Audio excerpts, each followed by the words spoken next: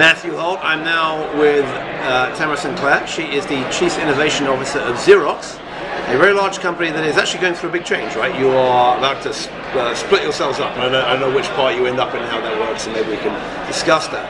But Tamara, for a start, not many people know that Xerox does a lot in healthcare. There's a lot of different sort of behind-the-scenes services, and Xerox doesn't just make copiers. So let's talk a little bit about the broad areas within healthcare that Xerox is in, and then then we're going to talk to the rest of you about some research you've just done about how the changes are impacting payers and providers in the healthcare scene. So just for those who don't know, what does Xerox do in healthcare? So we have a very broad footprint in healthcare. We have business and government healthcare. We're in 37 of the 50 states. Provider business, where we do care and case management and consulting. We're in over 2,000 hospitals. In payer, we're with 20 of the 20 top payers. And pharma and life sciences, we do reimbursement hub, clinical trial recruitment, internal sales, med affairs, and we're with 20 of the 20 top pharma companies. Okay, so you're a wide, by and large, tech-enabled services business across all of healthcare. Let's focus on a couple of those areas. People may not know this. So within the hospitals, your Midas Plus product line of services, that's really about helping sort of analytics around sick people and how improving their outcomes. So talk a little bit about the kind of services and tools and the way that analysis is being used in the provider market. That's great. So the base service there is being able to report quality metrics. So that's a really important fundamental service for Midas Plus. Which you hope improves outcomes. That's somewhere in the quality piece of it. But keep going. Yes, we anticipate that they do. We're building on top of that a set of analytics that can be used for alerts.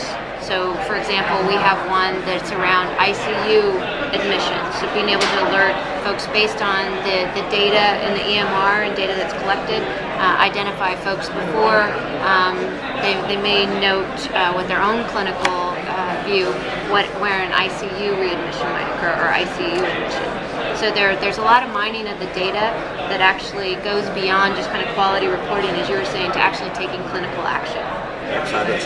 All right, so let's talk about so it's at HIMSS, and you guys did a little bit of survey research on the big pictures in healthcare, which is the change from volume to value, or whatever you want to call it, risk taking by providers, etc., etc. You've done a little bit of work on that, so tell us some of the data you've come out with. So I think, as you were saying, it really validated a lot of the anecdotal stories that we were getting from our clients.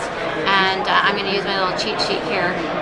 But we found that 69% of payers and providers are really uncomfortable about the risk associated with value-based care. Only 69%? I'm surprised, but go on. That we're willing to report it. 77% say that providers are losing money around value-based care contracts.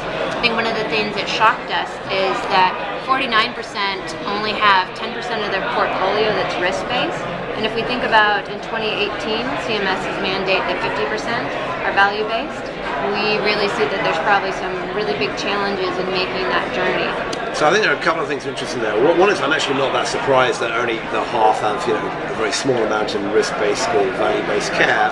Obviously that's going to change, but that's going to be what we said in the brutal and bloody battle to get that through. Can I interject? Yeah, go on. So 67% actually are concerned about providers being able to make this journey. Sure. And I think it was interesting when we asked them. So this is 67% of provider organizations you survey concerned about themselves or about the individual clinicians they work with? About the provider system. As a whole, right? Yeah. So I think it's interesting because we asked where they would need help, and we asked whether they needed help on analytics, whether they needed help with services, whether they needed help with technology platforms, and it was pretty much yes across the board. But if you think about the fact that they have no idea how to make this journey, it's interesting that they're still struggling with where they actually need help. Well, we did some work last year. We had a great presentation from Rishi Seeker at Advocate, which was actually the largest ACO. We know, by the way, we also know that many of the initial pioneer ACOs have fallen out of the program, either because they're losing money or for whatever other reason. And he had this great sort of simple metric, which is: do you know who's in your hospitals and in bed? Do you know? A, B, do you know what happened to them when they left or what state they were in? And then, see if you are lucky to know that stuff.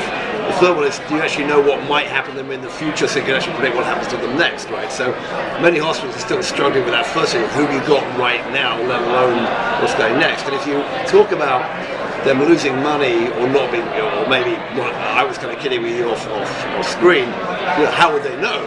Because they probably don't have the analytics down to figure out in those cases. And this has been whether they're losing money or not on those programs. And this has been the same problem every time we talked about, go back to the 90s, we talked about capitation and managed care, and it's always been a struggle. Hospitals per se, providers are still the base of most dollars spent on care in this country, and they're still based on filling those hospital beds. It's a wrenching transition. Which leads us to the question is, how is Xerox going to help? Oh, thanks for asking. I'm here, your mere servant, to allow you to explain where you're going. So we just had a press release that talked about health outcome solutions. So it's Xerox's response to those exact market needs. So we understand that that early challenge is understanding your value-based contracts, understanding where your risk is actually sitting in your organization, really knowing your population. So that attribution component is really critical, and then understanding the infrastructure and resources you have available. And we believe that combination and collaboration with an ACO and the provider system is going to help you prioritize those population health management programs so that you can actually make an investment that's going to bend the cost curve. And you have to be able to approach that from a one-to-many and one-to-one. So you have to be able to tackle systemic and endemic problems and understand how to prioritize based on those three sets of analysis. Okay. Before we go, two last questions. First one is a real split between Xerox and the two companies was announced. What's going to live where within healthcare? So the healthcare will go with the services organization. Does all healthcare go into one place, or does healthcare get split between the two new companies? No, all of healthcare services will go with one organization. So the technology organization, which is management services and multifunctional devices, will go with one organization, and services will go with the other. Which one's going to keep the Xerox name? I think that's to be determined. To be determined, right. Final piece, you live at the most famous address in technology, Xerox Park, where many of the technologies we use every day were invented and stolen, liberated by various people like Steve Jobs and Bill Gates and others. That's one of the stories. Yeah, that's one of the stories. What new exciting technologies? Obviously you're talking about rolling out products for current technologies. What about the far future or the near future? What stuff is going on there and elsewhere that you're excited about in technology innovation?